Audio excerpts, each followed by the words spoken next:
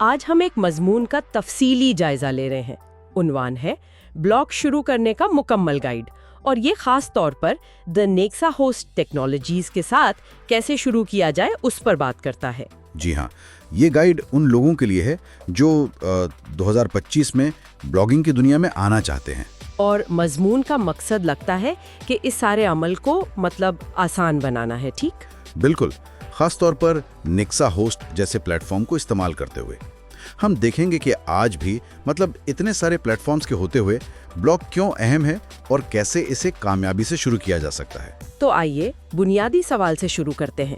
2025 میں بلاگ کیوں؟ مضمون کہتا ہے کہ یہ اب صرف ایک شوق نہیں رہا، صحیح، بلکہ ایک باقاعدہ پیشہ بن چکا ہے۔ خاص طور پر جیسے AI ٹولز آ گئے ہیں اور ہوسٹنگ بھی پہلے سے بہت بہتر ہو گئی ہے۔ اچھا، اور فائدے کیا گنوائے گئے ہیں؟ فائدے تو کئی ہیں۔ سب سے بڑا شاید اضافی آمدنی کا امکان ہے، جسے پیسو انکم کہتے ہیں۔ پھر آپ کی ایک آن لائن پہچان بنتی ہے، لکھنے کی، مارکیٹنگ کی مہارتیں بہتر ہوتی ہیں، اور اگر کوئی کاروبار ہے تو اس کے لیے لیڈز یعنی ممکنہ گاہک مل سکتے ہیں، یا پھر اپنا ذاتی پورٹ فولیو بنانے کے لیے بھی یہ بہترین ہے۔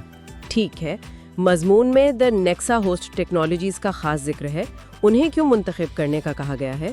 جی، مضمون ان کی کچھ خاص باتیں بتاتا ہے۔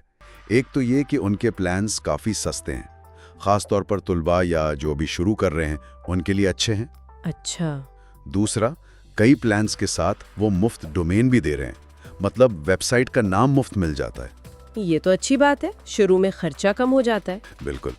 پھر ورڈپریس جو سب سے زیادہ استعمال ہوتا ہے بلاگنگ کے لیے، وہ صرف ایک کلک سے انسٹال ہو جاتا ہے۔ یعنی تکنیکی جھنجھٹ کم ہے۔ جی، بہت کم۔ پھر مفت SSL سرٹیفکیٹ بھی ہے جو سیکیورٹی کے لیے اہم ہے۔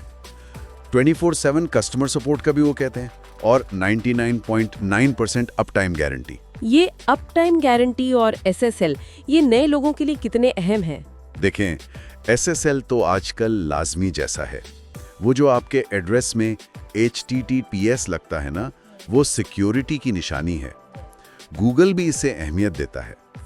اور 99.9% اپ ٹائم کا مطلب ہے کہ آپ کی ویب سائٹ تقریباً ہر وقت چلتی رہے گی، بند نہیں ہوگی، جو کہ ظاہر ہے بہت ضروری ہے۔ ٹھیک ہے، چلیں اب ان اقدامات پر آتے ہیں جو مضمون میں بتائے گئے ہیں۔ مرحلہ وار گائیڈ ہے نا؟ جی ہاں، بالکل، قدم با قدم۔ پہلا اور دوسرا قدم ہے اپنی دلچسپی کا موضوع یعنی نش چننا، جس کے پڑھنے والے بھی ہوں۔ بالکل، ایسا موضوع جس میں آپ کو دلچسپی بھی ہو اور لوگ اسے پڑھنا بھی چاہیں، اور پھر ایک منفرد یاد رہ جانے والا ڈومین نام سوچنا۔ ٹھیک ہے۔ پھر مرحلہ 3 اور 4 وہ ہے thenexahost.com پر جا کر ڈومین رجسٹر کرنا اور اپنی ضرورت کے مطابق ہوسٹنگ پلان لینا۔ جیسے وہ اسٹوڈنٹ پیکج ہے ان کا PKR 499 ماہانہ سے شروع، اور کچھ پلانز کے ساتھ ڈومین مفت مل جاتا ہے، یہ آپ نے بتایا تھا۔ جی ہاں۔ پھر 5واں مرحلہ آتا ہے ایک کلک میں ورڈپریس انسٹال کرنا۔ یہ بہت بڑی سہولت ہے ان کے لیے جنہیں ٹیکنیکل چیزوں کا زیادہ نہیں پتا۔ یقیناً۔ اس کے بعد مرحلہ 6 اور 7 ہے ایک اچھی سی خوبصورت تھیم یعنی ڈیزائن منتخب کرنا اور کچھ ضروری پلگنز انسٹال کرنا۔ پلگنز جیسے؟ مضمون میں یوسٹ SEO، ایلیمنٹور، جیٹ پیک کا نام ہے۔ ہاں، یہ پلگنز نا آپ کے بلاگ میں ایکسٹرا فیچرز ڈالتے ہیں۔ جیسے یوسٹ SEO آپ کی تحریر کو گوگل سرچ کے لیے بہتر بنانے میں مدد کرتا ہے۔ اوہ اچھا، تاکہ لوگ آسانی سے ڈھونڈ سکیں۔ بالکل۔ ایلیمنٹر ایک پیج بلڈر ہے، آپ آسانی سے بغیر کوڈنگ کے صفحے ڈیزائن کر سکتے ہیں۔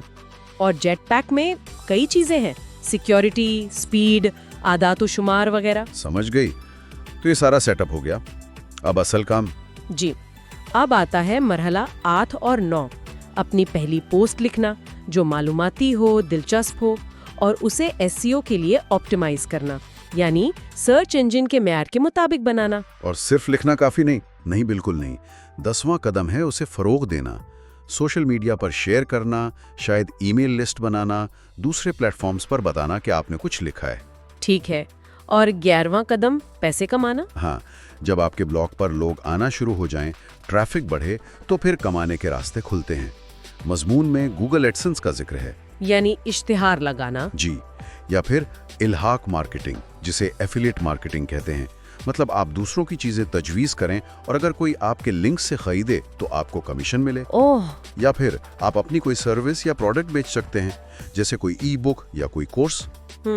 مضمون میں کامیابی کے لیے کچھ ٹپس بھی ہیں، جیسے مستقل مزاجی؟ جی ہاں، مستقل مزاجی یعنی ریگولر لکھنا، مواد کا معیار اچھا رکھنا اور اپنے قارئین کے ساتھ رابطہ رکھنا، ان کے کامنٹس کا جواب دینا وغیرہ. اور کچھ عام غلطیاں جن سے بچنا چاہیے؟ ہاں، ان کا بھی ذکر ہے، جیسے شروع میں ہی غلط موضوع چن لینا، یا SEO کو بالکل نظر انداز کر دینا، یا لکھ تو لینا لیکن اسے پروموٹ ہی نہ کرنا.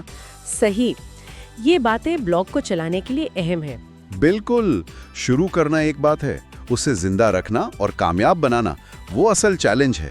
تو خلاصہ یہ ہوا کہ 2025 میں دی نیکسا ہوسٹ ٹیکنالوجیز جیسے پلیٹ فارم کے ساتھ بلاگ شروع کرنا پہلے سے کہیں زیادہ آسان ہے. جی، ٹیکنالوجی نے بہت سی رکاوٹیں ہٹا دی ہیں. صحیح حکمت عملی اور محنت سے کوئی بھی اپنی آن لائن جگہ بنا سکتا ہے، اور نیکسا ہوسٹ نئے لوگوں کے لیے کافی سارے ٹولز ایک جگہ دے رہا ہے. بالکل.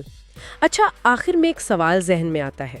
جیسے جیسے AI یعنی مصنوعی ذہانت مواد بنانے میں بہتر ہو رہی ہے، تو کیا ایک کامیاب بلاگ کی اصل پہچان مستقبل میں اس کی اپنی منفرد انسانی آواز، ذاتی تجربات اور ایک خاص نقطہ نظر نہیں ہوگی؟